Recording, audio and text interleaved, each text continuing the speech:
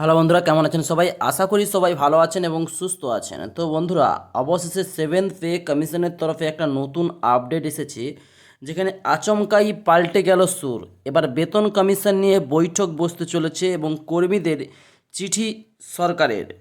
তো ঠিক কি উঠে এসেছে তথ্য, তা আজকের ভিডিওতে জানতে পারবেন। ঠিক কোন কোন দপ্তরে কত টাকা বেতন বৃদ্ধি ঘটলো সেটাও আজকের ভিডিওতে জানতে পারবেন।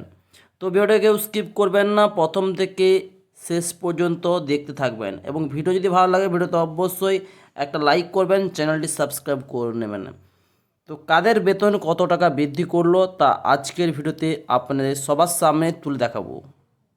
তো পশ্চিমবঙ্গের হকের যে বকেয়া ডিএ তা আদায় করতে বারংবার দৌড়াতে হয় আদালতে। তা সত্ত্বেও অপেক্ষার অবসান ঘটে না। তবে এরই মাঝে এবার কেন্দ্রীয় সরকারি কর্মচারীদের দাবি তুলেছেন নয়া বেতন কমিশন। আর এহেন পরিস্থিতিতে সরকারি কর্মীদের সরাসরি বৈঠকে বসবেন প্রধানমন্ত্রী নরেন্দ্র মোদী।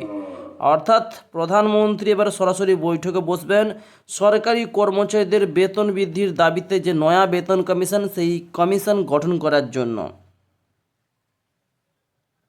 বেতন কমিশন নিয়ে বৈঠকের জন্য কর্মী সংগঠনকে চিঠি সরকারের, এমনই দাবি করা হচ্ছে রিপোর্টে।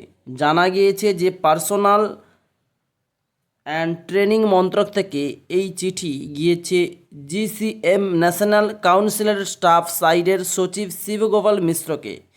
চিঠিটি পাঠানোর হয় গত 21শে আগস্ট। সেই চিঠির বিষয়বস্তু হলো কর্মীদের সঙ্গে প্রধানমন্ত্রীর বৈঠক। এই আবহে নয়া বেতন কমিশন গঠন নিয়ে জল্পনা বেড়েছে। সেই চিঠিতে বলা হয়েছে আগামী 24শে আগস্ট জেসিএম ন্যাশনাল কাউন্সিলের স্টাফ সাইডের প্রতিনিধিদের সঙ্গে দেখা করতে আগ্রহী প্রধানমন্ত্রী নরেন্দ্র মোদী। সেই আবহে অষ্টম বেতন কমিশন গঠন নিয়ে এই বৈঠকে আলোচনা হতে পারে বলে আশা করা হচ্ছে। এদিকে বৈঠকের নির্দিষ্ট সময়সূচি পরবর্তীতে জানিয়ে দেওয়া হবে বলে উল্লেখ করা হয়েছে ওই চিঠিতে। এবং আরও বলা হয়েছে যে সপ্তম বেতন কমিশনের সুপারিশগুলি সরকারের দ্বারা বাস্তবায়িত হয়েছিল 2016 সালে 1 জানুয়ারি। সেই সময় আন্তর্জাতিক শ্রম দপ্তরের যে কমিশনের বিধি এবং এই ক্রয়েডের ফর্মুলার ভিত্তিতে 26,000 টাকা মাসিক ন্যূনতম বেতন বা স্যালারির দাবি জানানো হয়েছিল। তবে সেই সময় মাসিক ন্যূনতম বেতন 26,000 টাকা করার প্রস্তাব প্রত্যাখ্যান করা হয়েছিল সেই সময়ে। কিন্তু এইবার সরকারি কর্মচারীরা তাদের নিম্নতম বেতন বদলে ন্যূনতম বেতন মাত্র 18,000 টাকা রাখা হয়েছিল। অর্থাৎ 26,000 টাকা তখন হয়নি, কিন্তু দীর্ঘদিন কাজ করার পরে বেতন না বাড়ার জন্য আবারও নয়া কমিশন গঠন করতে চলেছে। এবং 2014 সালের সপ্তম বেতন কমিশন গঠন করা হয়েছিল। এরপর 10 বছর অতিক্রম হতে চলল। এই আবহে নয়া পে কমিশনের প্রয়োজন রয়েছে বলে দাবি উঠেছে। আপাতত কেন্দ্রীয় সরকার কর্মচারীরা অধীর আগ্রহে জুলাইয়ের মহার্ঘ ভাতার অপেক্ষায় করেছেন। এবার কত শতাংশ মহার্ঘ ভাতা বাড়ানো হয় সেটার দিকে তাকিয়ে রয়েছেন হাজারো হাজারো লক্ষ লক্ষ কর্মচারী। কয়েকটি রিপোর্ট দাবি করা হয়েছে যে 3% হারে ডিএ বাড়বে,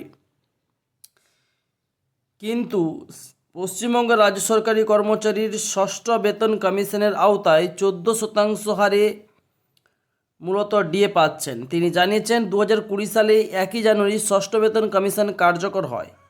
তারপর 2021 সালের 1 জানুয়ারি 3%, 2023 সালের 1 মার্চ 3% এবং 2024 সালের 1 মার্চে 4% এবং 2024 সালের 1 এপ্রিলে আরও 4% ডিএ বাড়ানো হয়েছে। অর্থাৎ একটা সরকারি কর্মচারী নিম্নতম বেতন 26,000 টাকা করার একটা দাবি নিয়ে মূলত এই চিঠি পাঠানো হয়েছে কেন্দ্র সরকারের কাছে।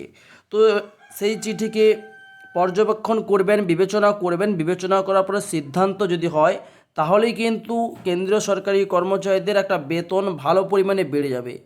তো বন্ধুরা, আজকে ভিডিও তোমাদের কেমন লাগলো সেটা কমেন্টস বক্সে কমেন্টস করে জানাবে। ভিডিও যদি ভালো লাগে থাকে তাহলে ভিডিওতে অবশ্যই একটা লাইক করবে, চ্যানেলটি সাবস্ক্রাইব করে নেবে, পাশাপাশি বেল ঘন্টাকে প্রেস করে নেবে এমন নিত্য নতুন চাকরির ভিডিও সবার প্রথম পাওয়ার জন্য। তো thanks for watching my video.